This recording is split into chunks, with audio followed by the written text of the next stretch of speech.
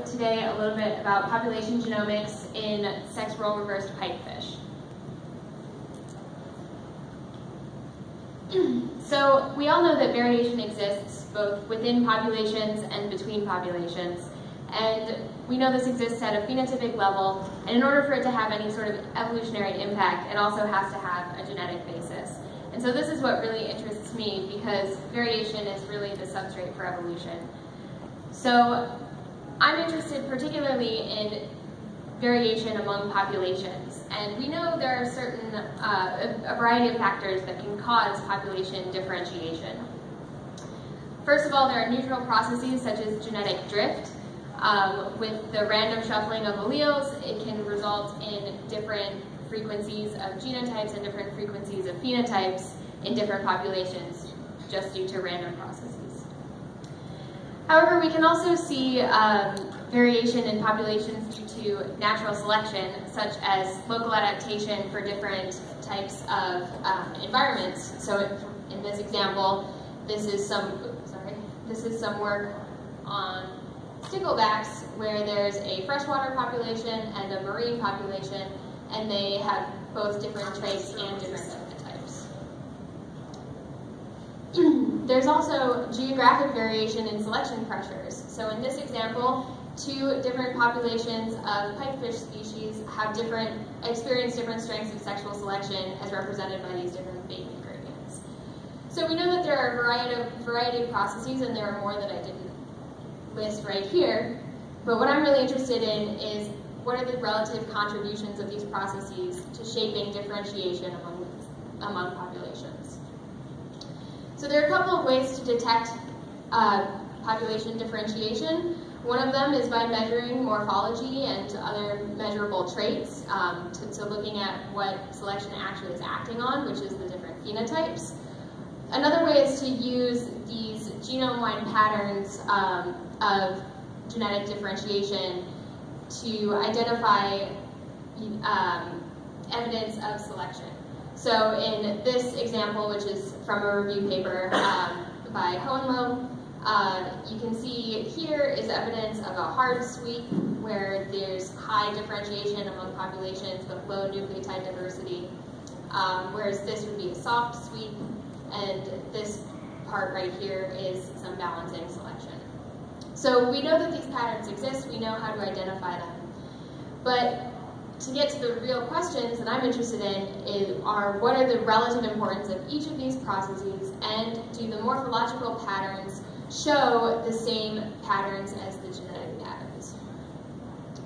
So I'm addressing these questions in a species of marine fish called Cygnetha scavelli. It's the Gulf pikefish. They live in the Gulf of Mexico in these seagrass beds. I apologize, it's not a very great photo, but these are seagrass beds. You wade through them with a net and collect the pikefish.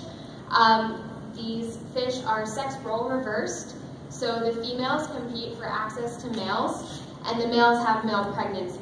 So the females are under strong sexual selection and have these banding patterns that have been shown to be sexually selected, and they deposit their eggs into the pouch of the males. So these bands, in a previous study, we looked at the selection strength on these bands, and we looked at both the band area and the band number, and we found that females have higher offspring or higher reproductive success if they have either more bands or larger bands. And so we can go into this system with some expectations. Because they live in the seagrass beds and they are cryptic species, or they rely on crypsis to avoid predation, we expect that there will be natural selection acting on them to favor these traits.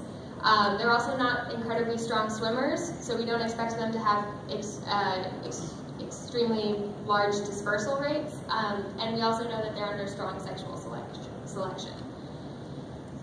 So how did we go about doing this? My lab mate Emily Rose and I drove all over the coast of the Gulf of Mexico, collected populations, collected about 50 individuals from each of 12 populations.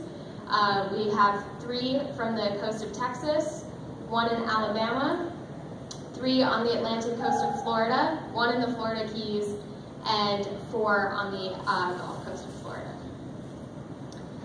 I used double digest restriction site associated DNA sequencing to generate a panel of single nucleotide polymorphisms, and I also took digital photographs of all of the specimens we collected and measured a variety of traits, including the sexually selected traits, as well as body size variables such as snout vent length, tail length, and size of the head. To analyze the RAD-seq data, I used stacks to assemble the reads into clusters and identify SNPs, and I created 2 sets of SNPs, one of which was pruned to include SNPs that were only in Hardy-Weinberg equilibrium and that were not closely linked on the genome. And I also then had a set of filtered SNPs that just passed minor allele frequency cutoffs. If you have questions about this, ask me later. I don't have time to go into all of that here. So the first thing that I did was to look at neutral population structure. The very first test I ran was a Mantel test to test for isolation by distance, and it is significant. So the major process seeming to drive neutral population structure is simply the further away the populations are, the more different they are. And this is pretty obvious from the other analyses that we did. At the very top is a structure analysis, and structure does put the populations into clusters, but the clusters are somewhat distinct along that isolation by distance gradient. So these are the green color is mainly the Texas color. There's a purple genotype for the Florida Gulf Coast. The Florida Keys have sort of their own distinct little group, and then the Florida Atlantic coast is over here. So that's pretty consistent with the isolation by distance pattern. And you can see that again in these figures, which are based on principal components-based type of approach and then a discriminant function-based approach. So in general, we're seeing that the majority of the genetic differentiation is driven by this neutral isolation by distance pattern. However, we also did several methods to identify putative SNPs under experiencing local adaptation. We performed a general FST outlier approach using just global FSTs and a 1% cutoff threshold. We also used a couple of different programs that use Bayes factors and other approaches to try to identify outliers as well. If we compare the SNPs that are outliers in each of these different analyses, we found one that is shared among all of them, and this blasts to a region. It's within 2 kb of this gene, which we are not trying to make any stories about this. It's just an interesting fact. This would be a great opportunity to implement one of the new methods that Katie Lauderhouse talked about a couple days ago. I don't know if you all were in that session, but it's pretty exciting, new multivariate approaches. Anyway, so one of my other questions was, how do genetic patterns match morphological patterns? So these are PCAs of the various traits that I measured, and the points are colored to match the different populations. And you might notice that these form just a big cluster, which is very different from the genetic pattern that we saw from the principal components-based approach in the genetic data. So what this suggests is that the phenotypes are really not following the same pattern as the genotypes.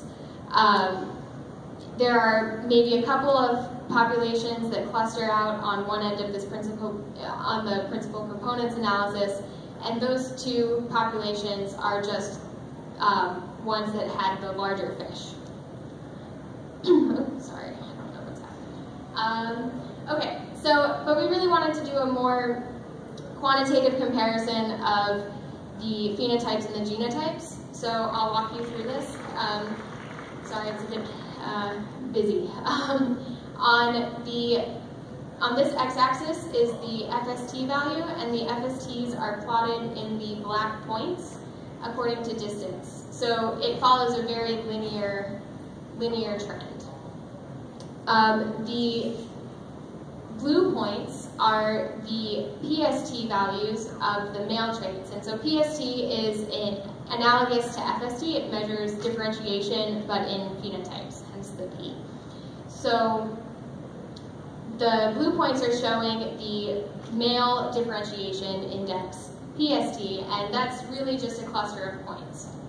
If you use the same traits in the females, which are marked in the X's, that is also a cluster of points. So these are just describing the body shape and body size.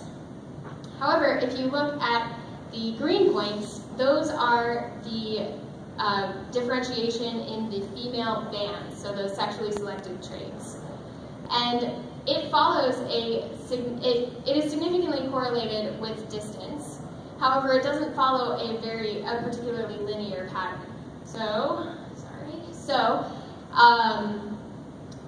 we're not seeing, so although it's correlated with distance, just like FST is, the fact that it's nonlinear suggests that there might be something else going on with the phenotypes.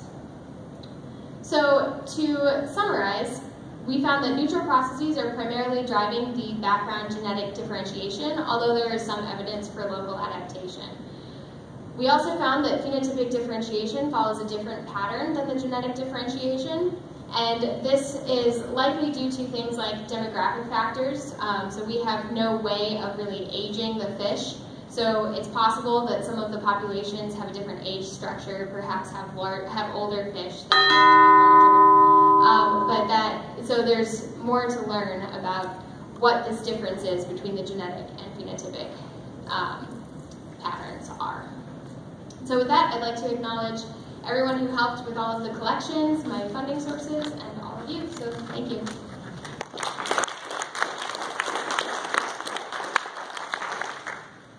We have time for questions. Yes.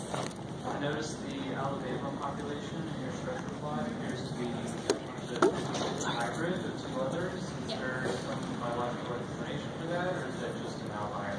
I think it's just because it's pretty much halfway between the Texas populations and the Florida populations. It's possible there's something else going on, but that's my best guess.